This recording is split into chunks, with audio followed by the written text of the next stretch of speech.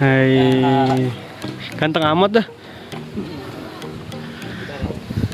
Bikin konten dong, Ruk. Iya, bikin ya. Udah dibilang. Ganteng kan gue? Udah dibilang. Jelek. Anak PKL dasar. Itu udah pada berangkat guys, satu rombongan. Nanti kita rombongan kedua. Jadi pakai angkot ya. Kita sekarang mau kunjungan ke pabrik roti sama anak-anak. Oke, saksikan terus.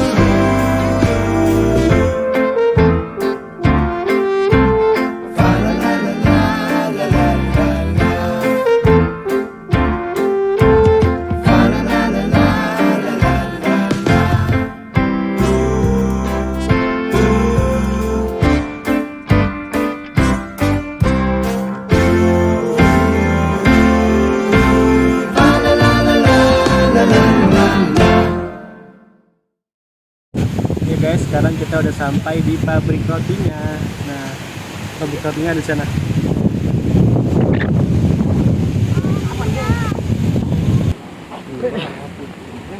Iya. Buku ya? Bentar Pak, buku.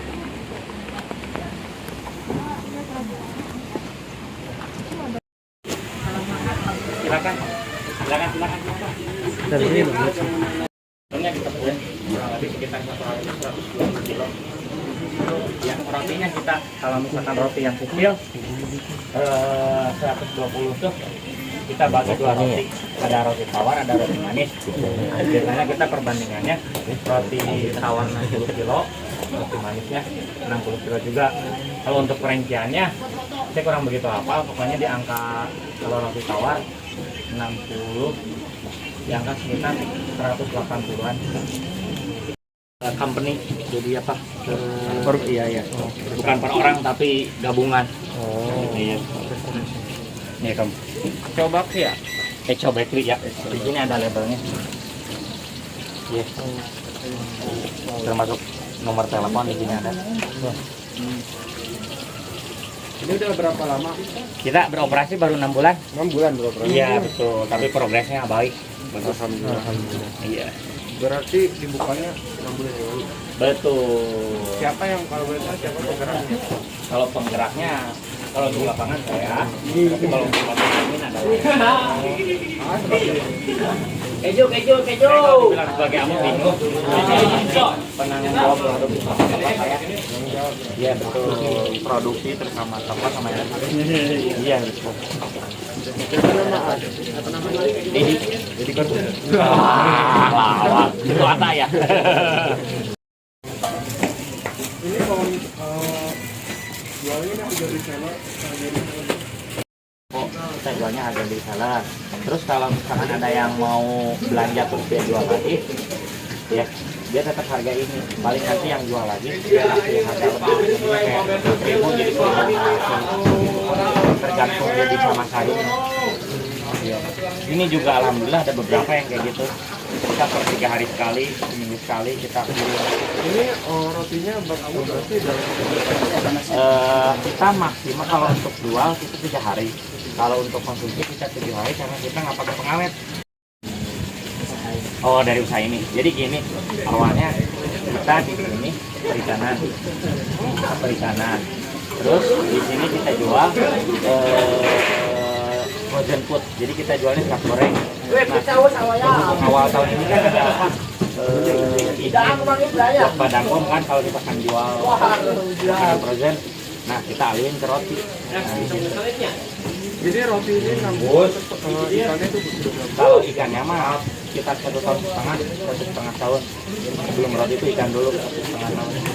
Oh, kenapa milih roti ya? Kenapa roti yang lain aja? Bahasa mana kesek deh? Begini, kalau misalkan bergerak di bidang makanan, karena kebutuhan kita kan tiap hari makan. Ya, terus juga kenapa roti kita prosesnya bagus, karena kita jualnya di bawah pasaran. Ya, jadi kita ngejarnya menengah ke bawah.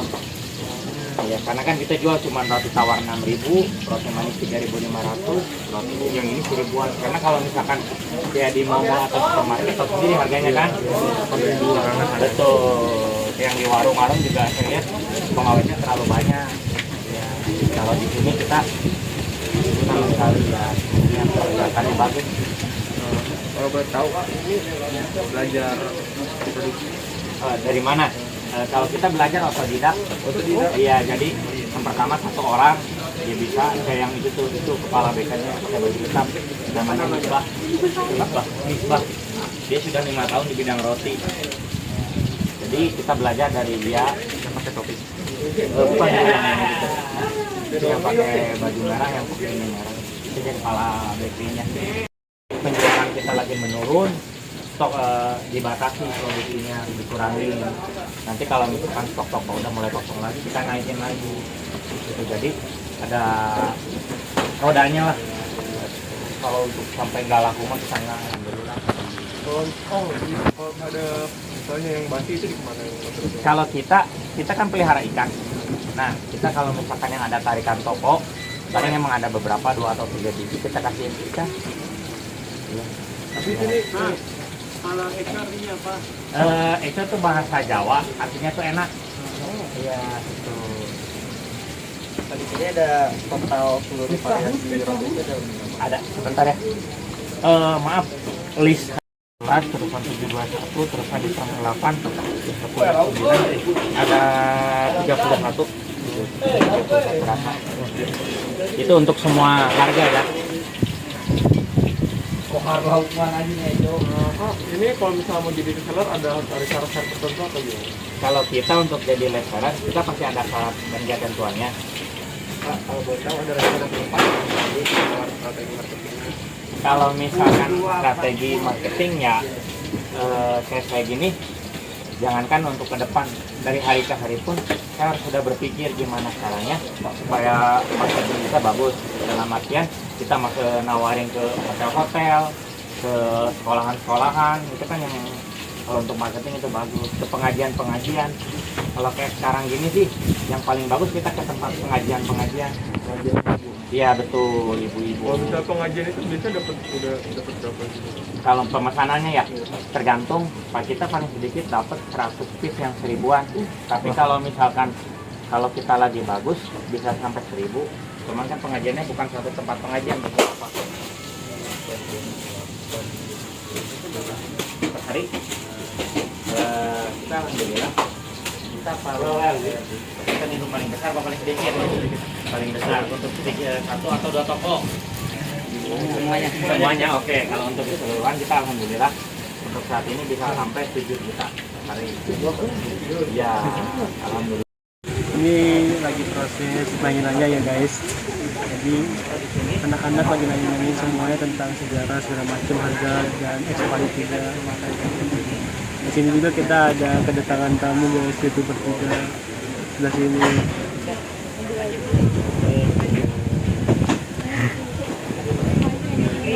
Dan sebelah sini ada prosesnya yang tadi kalian udah lihat ya, itu prosesnya.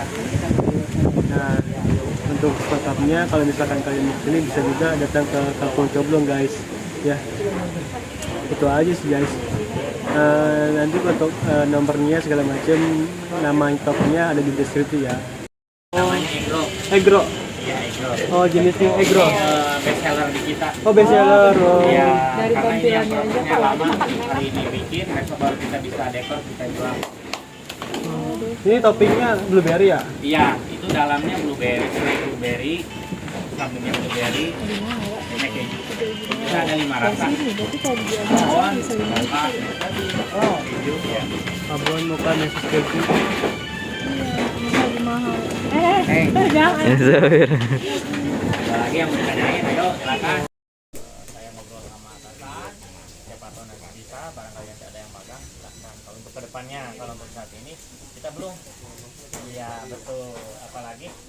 baru punya toko baru, kita mesti sesuaiin pengiriman, produksi, termasuk intinya mesti penyesuaian dulu.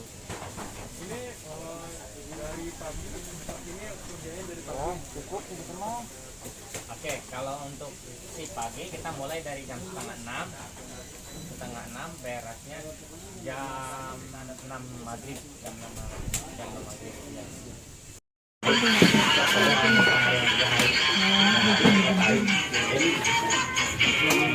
Ada hijau, ada oranye, ada yang hari ini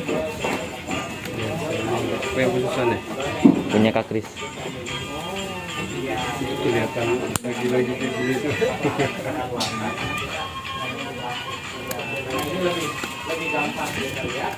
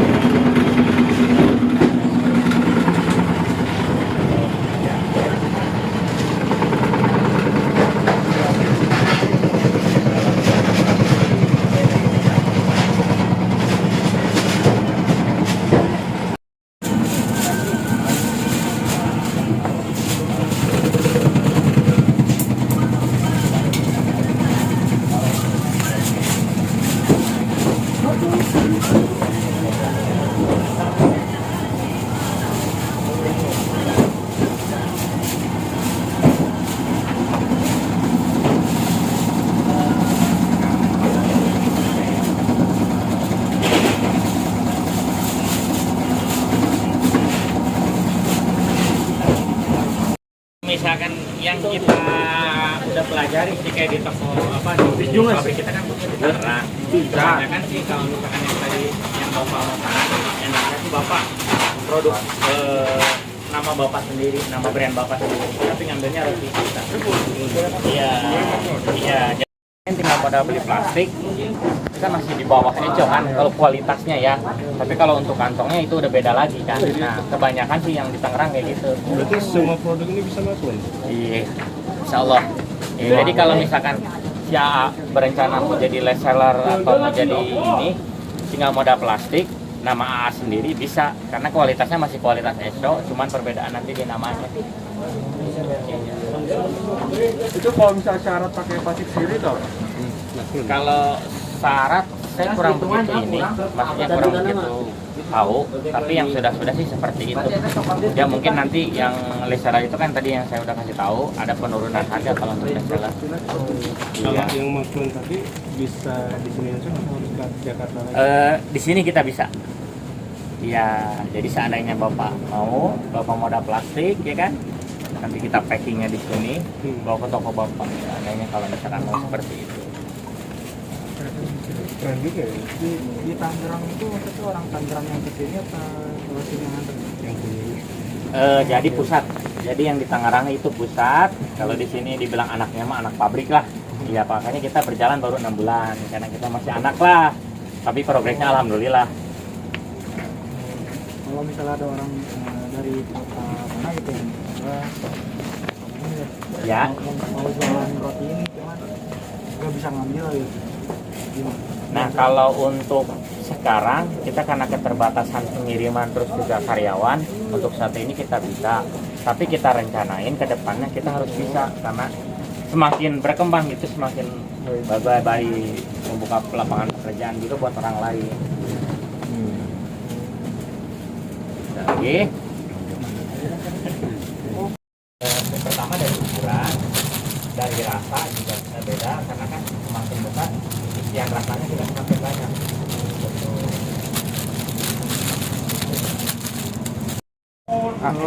Ya. Bagaimana cara kita menjadi seorang pemimpin yang baik bagi karyawan? Bagaimana cara kita menjadi pemimpin yang baik untuk karyawan? Yang pasti kita harus ngasih contoh yang baik ke mereka. Yang pasti itu contoh kita. Kalau misalkan kita baik, insya Allah karyawan juga kita baik. Yang artinya memberi contoh yang baik lah. Pak, kalau misalnya kita jadi pemimpin tapi pemimpinnya itu kayak remote jadi kayak sama Kasih tahu doang. gitu kasih tahu orang itu Kalau itu bagi saya salah. Salahnya apa? manusia terkadang gini, nggak mau dijadiin robot. Termasuk pekerja juga sama kan. Pekerja juga manusia, kita juga manusia. Alangkah baiknya pas kita ngasih tahu, kita juga ikut turun. Nah, ikut turun. Jadi yang tadi saya bilang itu contoh yang baik. Ya, Dari daerah sini tuh sampai bisa jadi timnas tiket ya. ya betul. Tiket sampai ke ikut SEA Games di Palembang dan ikut ke Australia. Ya. Nggak mungkin kan? Itu sebelum motivasinya seperti apa? Kalau dibilang motivasinya yang pasti kita sebagai manusia harus belajar dan jangan putus asa. Ya. Entah itu ada ejekan atau apa ya, itu mah terserah mereka, yang penting kita mau belajar. Dulu ingat saya waktu pertama main kriket, mereka pakai sepatu, saya enggak. Jadi serius bener, saya serius. Mereka nih yang anak-anak dari sekolah gitu, mereka pada belajar kan. Kalau saya sendiri, saya berhubung tinggal di kampung ya, keterbatasan biaya, saya nggak pakai sepatu, nyeker. Lama kelamaan ya ada keinginan, ada yang beliin kan, kasihan kan. Nah di situ ya, makanya kalau misalkan ada cacian atau makian atau hinaan ya nggak peduli saya mah, yang penting bisa berusaha menjadi motivasi. Ya betul, motivasi emang proses kita panjang ya. Jarang-jarang kan tinggal di kampung bisa jadi timnas, bisa pakai Australia. Iya.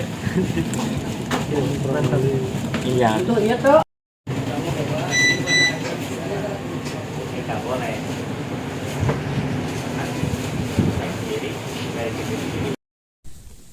Yang tadi yang saya bilang. Kok bisa masuk timnas? Nah, itu dia yang tadi saya bilang. Saya dikerjain ya kerja keras.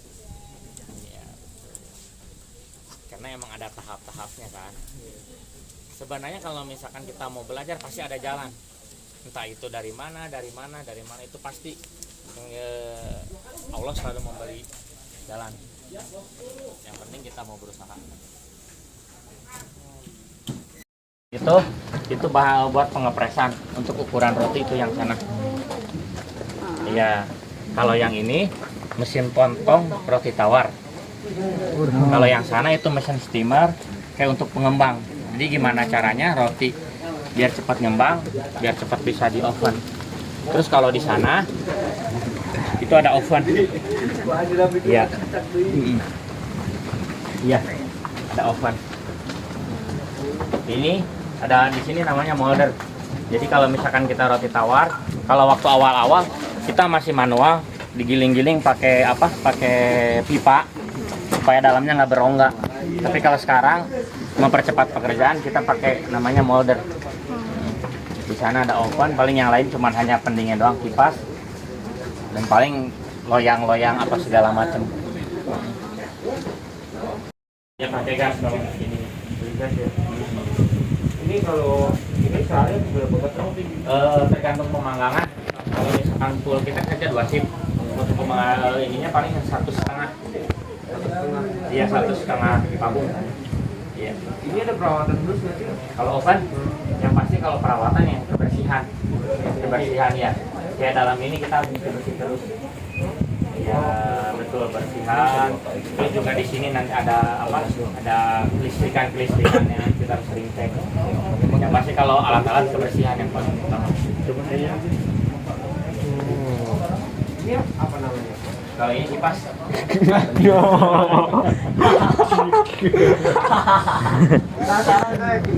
Iya, karena kita bikin manual.